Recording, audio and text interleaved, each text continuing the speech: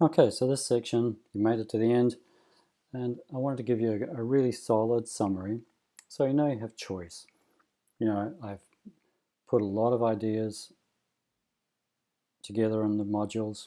Remember, you can talk about, I always recommend starting at 20 grams a day, but then you can do other things. Maybe that's just too much for you to think about. I want you to know that you've got options and you can explore. Remember, n equals 1, and remember who your best friend is, your body, and remember your worst enemy, visceral fat. Remember the Goldilocks principle. It's about learning to eat according to what works for you and not eat what doesn't. And I say in order to take action, you need to appreciate that you've been lied to, and you need to appreciate and accept what's true and what your body, what your genes, what your epigenetics can handle and what they can't. And if you can do that, you can start to make real commitments, that C is for commitment, to then test out the theory. Because n equals 1, you need to test it out for yourself, because once you feel it in your body, once you feel those changes, then the journey really begins, because you've taken a step, and all of a sudden that you can see that you can take another step, and it just gets better and better. And that's an amazing place to be. And it's all about exploring this. Remember, food can be a fix.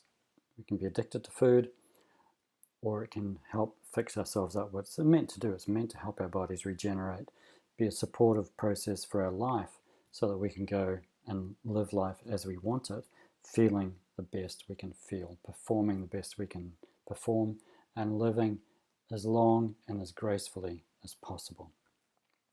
Now, I put this in the terms of what steps you can take as a menu. I thought it was a great idea given that we've been talking about food. Well, here's a menu. So if you just wanted to dip your toes in this thing, and hopefully you just won't dip your toes in, but you'll go whole hog. I really hope you do. But hey, I'm just backing off here so you can take a tiny step if you want to. The first step is really just to eliminate sugar. Remember, sugar is carbohydrate and fat together. It's glucose and sucrose, and glucose and fructose, making sucrose. So if you eliminate sugar, if you're healthy metabolically and you don't have an autoimmune process, you're otherwise good, eliminating sugar might be all you need to do. I recommend doing more, but hey, if you're going to do one step as an appetizer, let's just check something out. Eliminating sugar would be it. The next one would be to eliminate wheat. And one of the reasons for eliminating wheat is the whole process of what it does to the gut and how it. I think we're all intolerant of wheat. I don't think you have to be celiac. I think there's a spectrum of response to wheat. But I think people can fool themselves into thinking that the older grains are better, the older wheats. Remember that graph I showed you, or that line, the 200,000 years and the 10,000 and the 150 and the 50. Just remember that we've got very little time to adapt, and if you listen to the whole idea of the paleomedicina work, Sophia Clemens, and that whole ketogenic paleo ketogenic rather than, she says that carnivore have one problem, ketogenic have another, but paleo ketogenic helps something more than anything, which is to improve the intestinal permeability. And there's nothing like removing wheat as a first step to help you improve your intestinal permeability, meaning that things that shouldn't be getting through your intestines don't get through. And wheat, gluten, whether you're celiac or not, is a big deal. So in terms of an appetizer, eliminating sugar, eliminating wheat, if you do one or both of those things, you will get some results. Next thing is to eliminate seed oils and plant oils. Now, you won't necessarily notice results from that at the beginning. It's just a good idea to do. So those three things I look at as appetizers. In the main course, let's look at the first step of the main course, and this could be as an appetizer. You could just do this as well, but it's pretty serious stuff, is to reduce your eating window. So that's why I've put it in as a main course choice. And there's plenty of people getting great results just by doing those things, eliminating sugar, wheat, and seed oils, and then reducing their eating window, or just reducing their eating window just by itself. Remember, eating once or twice a day within a certain eating window, and you decide what that is, and then you just do that every day. And it's not you don't necessarily have a day off. That's the way it is. That is life. And you can try it for 5 days out of 2, but I'd recommend you didn't do that. Like, I recommend not doing low carb, like 5 days, and then like, say you do it Monday to Friday, and then the weekend you have off.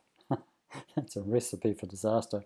There's those issues around addictions coming in, but there's also the issue that how long does it take your body to get back into a ketogenic state? And a top athlete might be able to get there in 2 or 3 days after a weekend so say by Wednesday or Thursday they're back to being ketogenic. Their body's actually able to process the ketones. But if women have a harder time with this than men.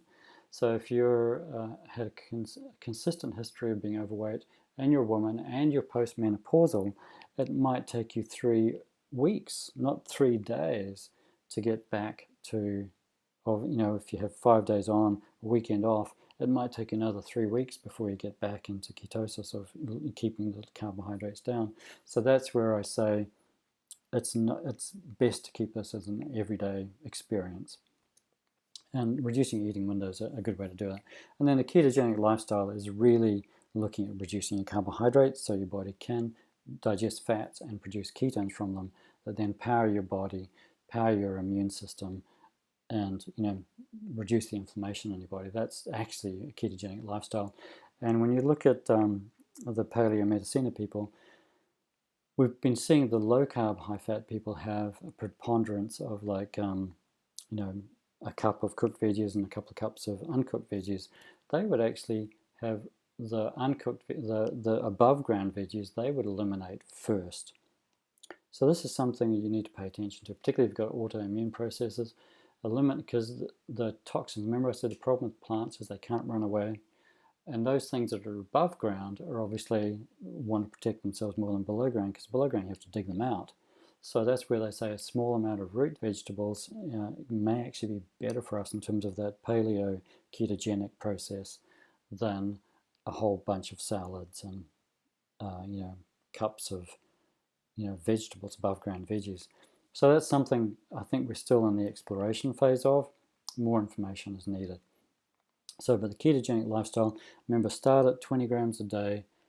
If 20 grams a day doesn't, total carbs, if that doesn't get those results of less hunger, more energy, and your waist reducing, then you may need to go down to 10.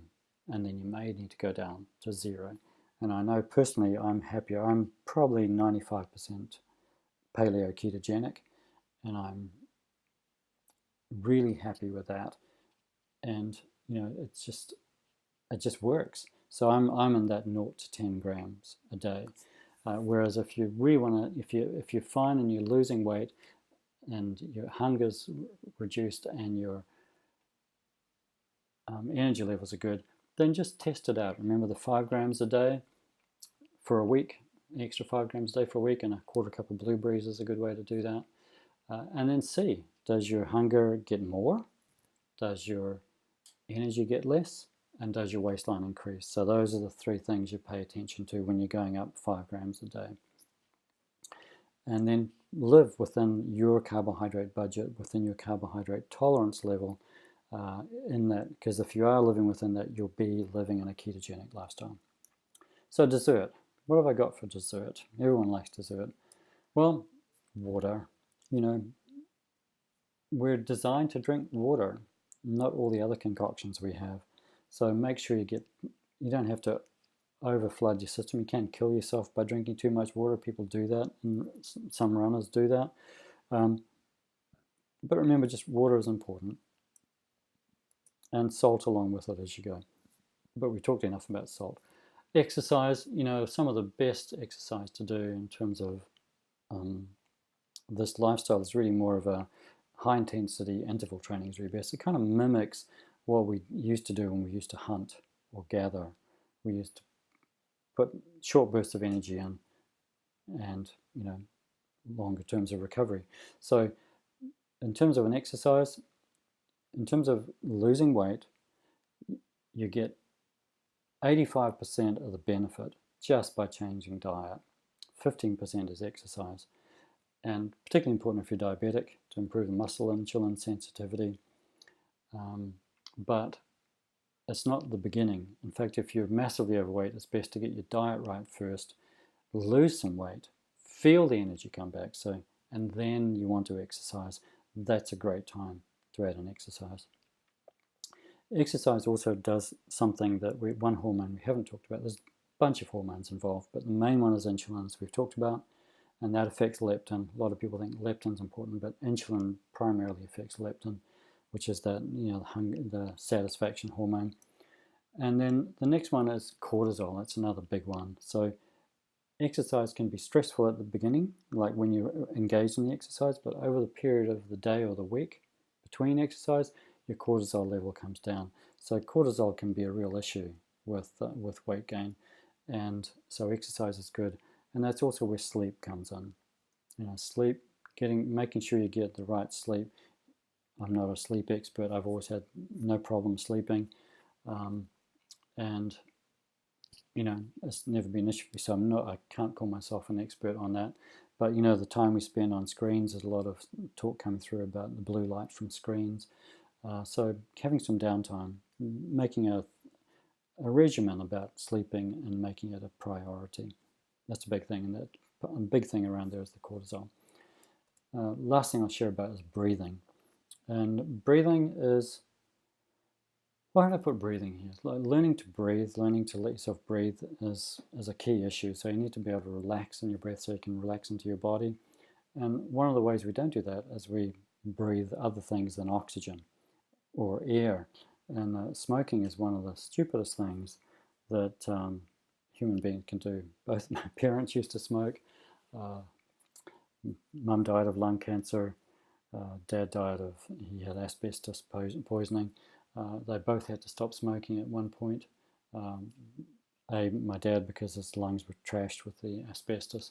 Mum because she got pneumonia once and that put her off, and then she blew up because smoking can actually keep hunger down.